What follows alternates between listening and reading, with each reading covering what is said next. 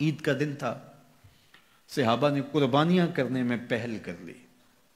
ابھی حضور کی قربانیاں کھڑی ہیں۔ عید کے دن شوق ہوتا نا ہر بندے کو، سب سے پہلے میں جانور ذبح کروں، تو انہوں نے قربانیاں کرنے میں پہل کر لی۔ یا یہ کہ یوم شک کا روزہ رکھا، شعبان المعظم کے 29 دن گزارنے کے بعد چاند دیکھا جائے، اگر چاند نظر آ گیا تو اچھی بات، نہیں تو 30 دن شعبان کے پورے کر کے رمضان کا آغاز کیا جائے۔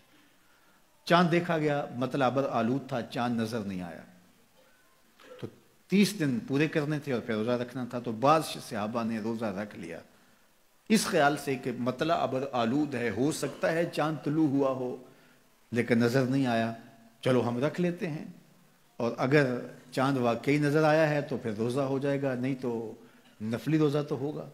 حضور نے نہیں رکھا، کچھ صحابہ نے رکھ لیا۔ اللہ نے قرآن نازل کیا، اے ایمان والو اللہ اور اس کے رسول سے آگے کیوں بڑھتے؟ جب رسول اللہ نے روزہ نہیں رکھا تو تم کون ہو؟ حضور کی قربانیاں کھڑی ہیں، تم ذبح کر رہے ہو اور چاہتے ہو قربانیاں ہو جائیں گی۔ حکم آیا، قربانی تمہاری نہیں ہوئی لیکن چونکہ اللہ کے نام سے تم نے ذبح کیا ہے، حلال ہو گئے۔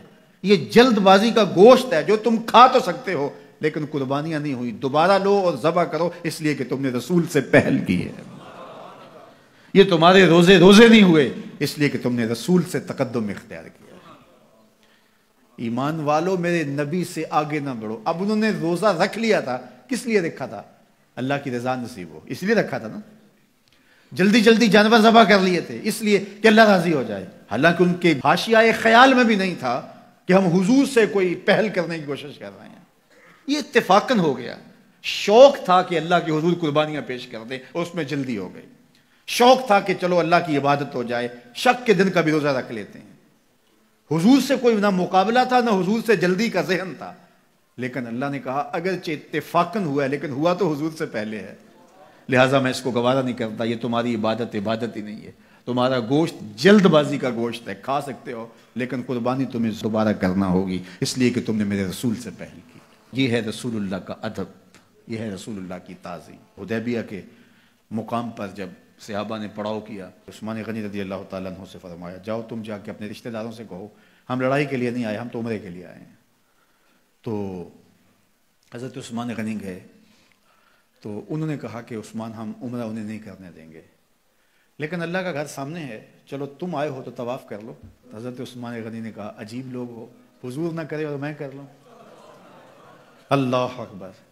اچھا، صحابہ کے ذہن میں بھی یہ بات آئی، ان کو طواف کا وہاں موقع مل گیا ہوگا، بچھڑے ہوئے تھے، کتنا عرصہ ہو گیا تھا مکے کو چھوڑ کے آئے ہوئے۔ جب حضرت عثمان غنی واپس آئے تو کہا کہ عثمان تم بڑے خوش قسمت ہو کہ تم نے طواف کر لیا ہوگا۔ کہا تمہاری غلط فہمی ہے، میری خوش قسمتی یہ نہیں کہ میں نے طواف کیا، یہ کیسے ہو سکتا ہے؟ حضرت عثمان نے کہا میں 1 سال بھی وہاں رکتا تو طواف نہ کرتا اگر میرے رسول نے نہیں کیا۔